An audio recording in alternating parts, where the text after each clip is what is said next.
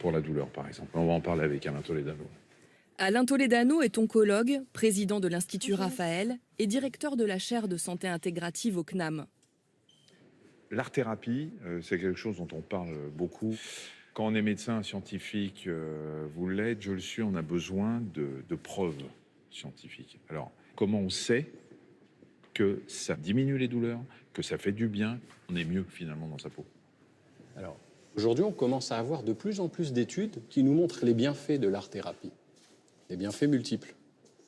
C'est-à-dire qu'on a montré que chez les personnes qui étaient accompagnées sur le plan artistique et thérapeutique, on diminuait la consommation de médicaments, on diminuait les effets secondaires induits par les médicaments, on améliorait les troubles du sommeil et le bien-être.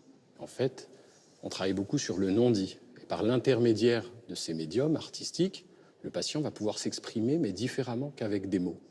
On a remarqué dans nos ateliers d'art-thérapie, en faisant des questionnaires, que 30 à 40% des patients n'avaient pas du tout confiance en eux. Et qu'après 3 ou 4 séances, la plupart retrouvaient une confiance en eux. Du coup, ça aide à explorer ou à exprimer des émotions. Et les émotions ouvrent à toutes les voies.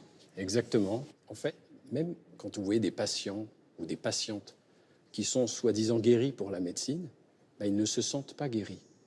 Parce que souvent, ils sont prisonniers de la peur de rechute. Et en fait, on n'arrivera pas à guérir à cause de cette peur.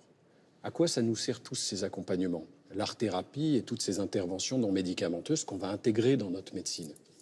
Bien, ça va nous servir à pouvoir travailler sur cette perception du risque, sur cette peur. Alors, la question qu'on peut se poser aussi, c'est est-ce qu'il y a une prédisposition artistique à l'efficacité de ce traitement? Parce qu'il y a des gens que l'art n'intéresse pas du tout.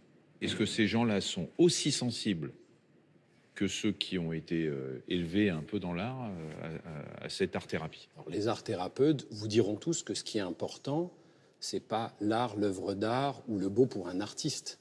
C'est la manière d'accompagner un patient par l'intermédiaire d'un médium artistique.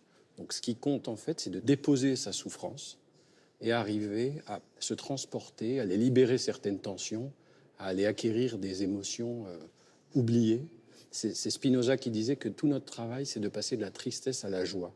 Donc l'art-thérapie, elle symbolise ici dans notre discussion finalement une approche de santé globale qui va nous permettre de faire en sorte que chacun se sente enfin guéri. Merci beaucoup, Alain, pour ces explications. La médecine intégrative, ce sera probablement la médecine de demain. En tout cas,